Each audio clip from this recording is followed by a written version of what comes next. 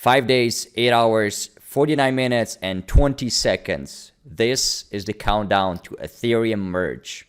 This is called one of the biggest events in crypto history. Will this start a new crypto bull market?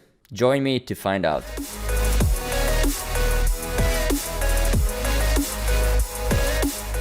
Hey guys, I'm Crypto Coach Marco, and I'll be giving you the good and the bad about the amazing world of crypto.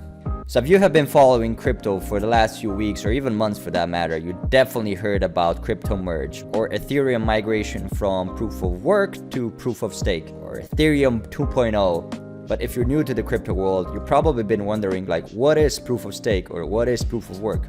And probably the big question here is, how will this affect the price?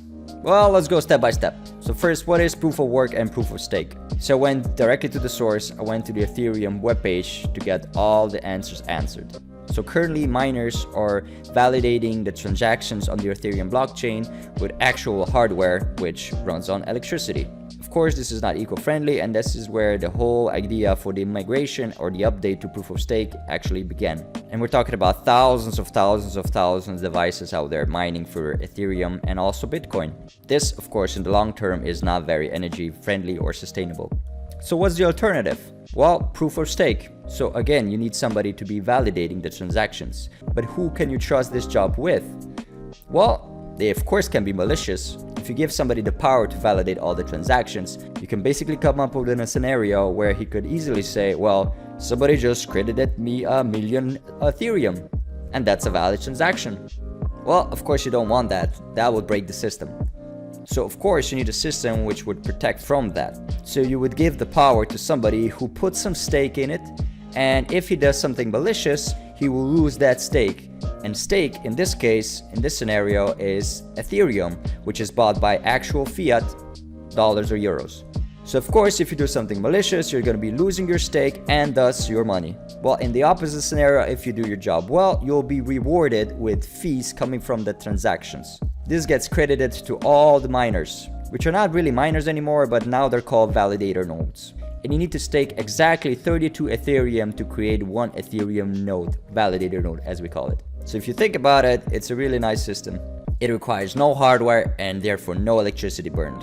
So the Ethereum Foundation is claiming that this will bring down the electricity consumption by 99.95%. And this is the strategy which almost all new tokens out there are following. So what will happen to the existing miners which have all this hardware on their hands? Well, as far as Ethereum goes, they cannot do anything anymore.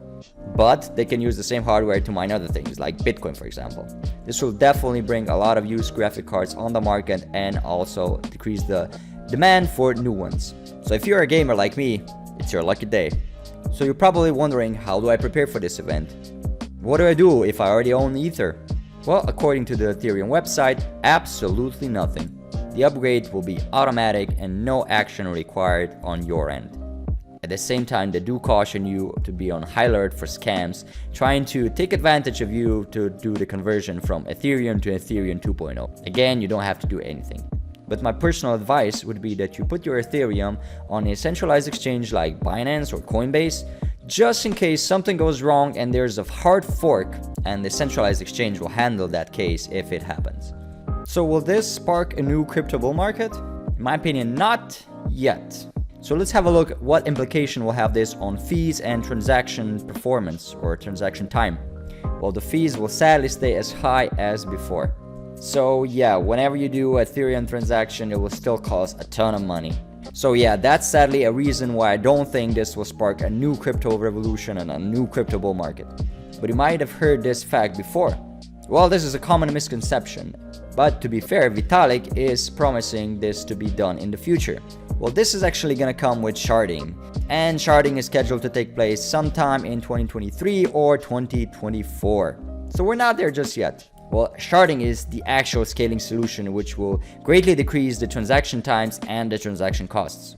But the migration from proof of work to proof of stake was the first step in that process. So now we come to $1 million question.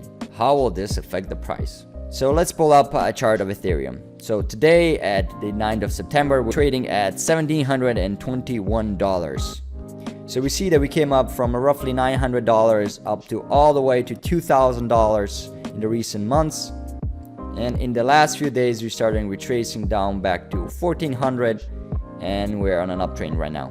So I do think that a lot of people were buying just on the news of this, and when the actual event is gonna happen, I really don't expect a big jump, or actually quite possibly the opposite. So why do I say that? Let's have a look at Ethereum compared to Bitcoin in the last few months. And why do I say this is because Bitcoin went up roughly 42%, and Ethereum went up roughly 130% in the same time frame. And you can do this comparison with other coins as well. And the reason behind that, I believe, is the news on the Ethereum Merge. So buy the news and sell the actual event. I think that's what a lot of people will be doing. So I bought some Ethereum roughly at 1,000 euros, which was actually quite a nice low, and I'm definitely not selling it at this moment. But I would also not be buying at this time either. I'm actually looking for the prices to come back down to the 1,000 area and maybe take out the stop losses, which were put in around the $900 area. So sadly, I don't think this will spark a new crypto revolution, but in any case, this is one of the biggest events in crypto history that we've seen in the last few years. When we actually get sharding, well, then it's a completely new story. When that happens, it will bring faster transactions, lower fees, and which in the end means way more usability. More usability, it brings in new projects, new users, and all of that, of course, will pump up the price. Sadly, we'll have to wait a bit for that, but thank you for watching all the way to the end. Please do hit that like button down below, it really means a lot to me, and click on that subscribe button, and I'll see you in the next video. Peace!